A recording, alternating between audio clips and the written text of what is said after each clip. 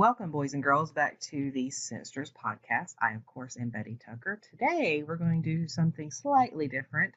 We are going to have story time with Betty, or you can call it poem time with Betty. What I'm going to do is share a few of my favorite poems with you guys, and I hope that you enjoy them. The first one I'm going to start off with is one of my very favorite ones, and I'm sure if you listen to things on the creepier side, everyone up in here knows who Edgar Allan Poe is. If you don't, I I, I don't know what to do with you. Uh, so the first one we're going to go with is Annabel Lee. It was many, many year ago, in a kingdom by the sea, that a maiden lived there whom you may know by the name of Annabel Lee. And this maiden, she lived with no other thought than to love and to be loved by me. I was a child and she was a child in this kingdom by the sea. But we loved with a love that was more than love, I and my Annabel Lee. With a love that the winged seraphs in heaven coveted her and me.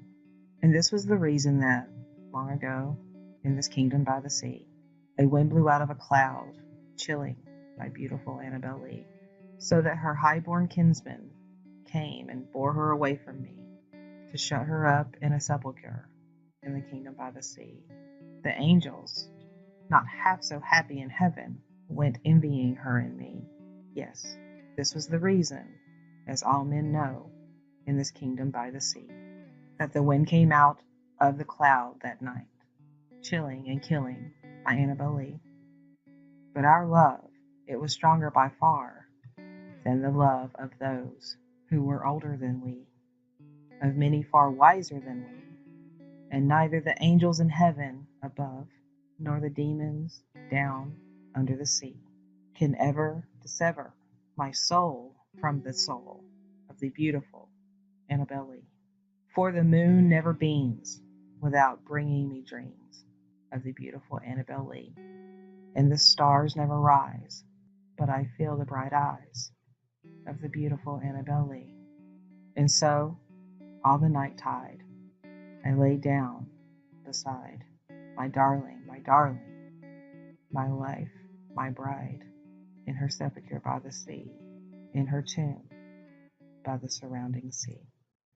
Now that everyone's thoroughly depressed, this next one's a little bit different. I'm not exactly sure how everyone interprets this, but I interpret it as he's speaking to a ghost of someone who he believes is still there, someone close to him, but he can never really add a face to it. This is Antagonist by Hues.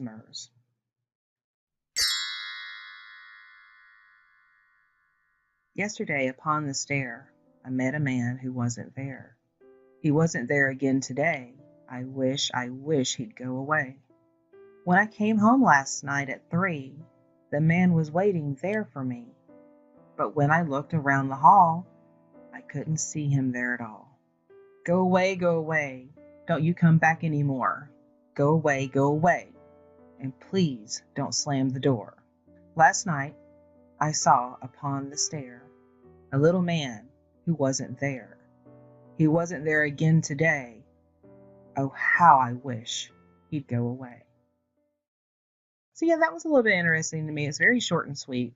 I kind of wonder what everyone else's thoughts on that. How do you interpret it? I would love to know. Look in the comments and post your meaning.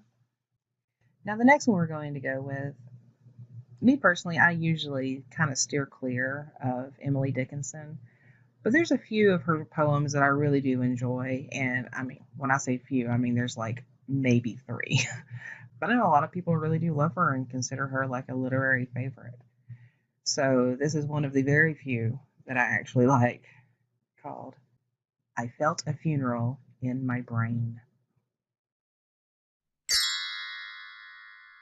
I felt a funeral in my brain, and mourners to and fro kept treading, till it seemed that sense was breaking through.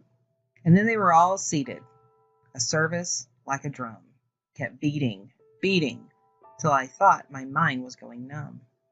And then I heard them lift the box and creak across my soul. With those same boots of lead again, the space began to toll.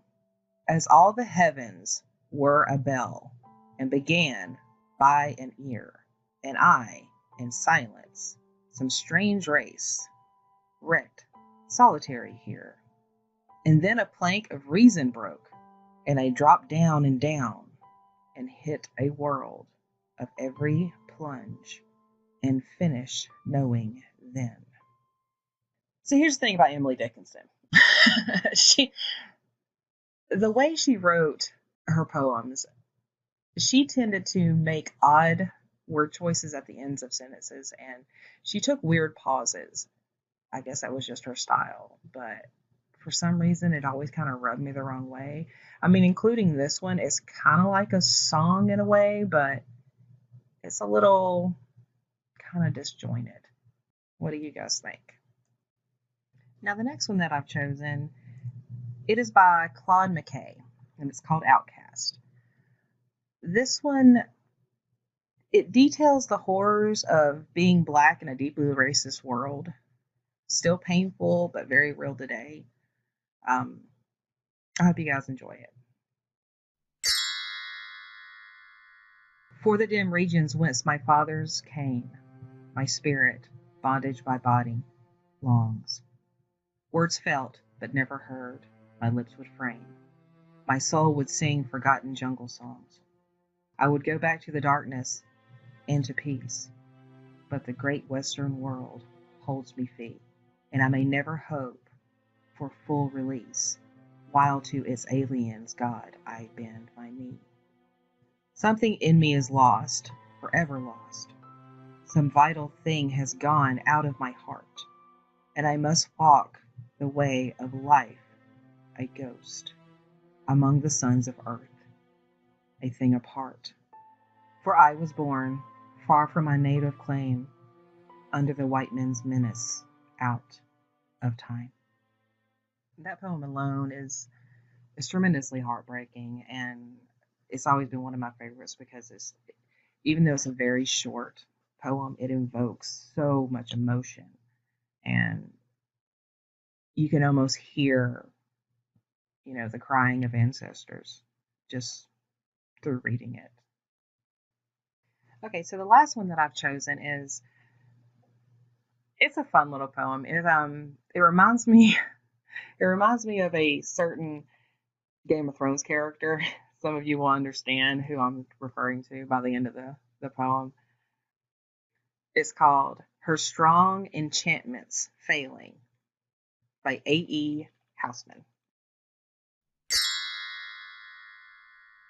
Her strong enchantments failing, her towers of fear in wreck, her limebecks dried of poisons, and a knife at her neck.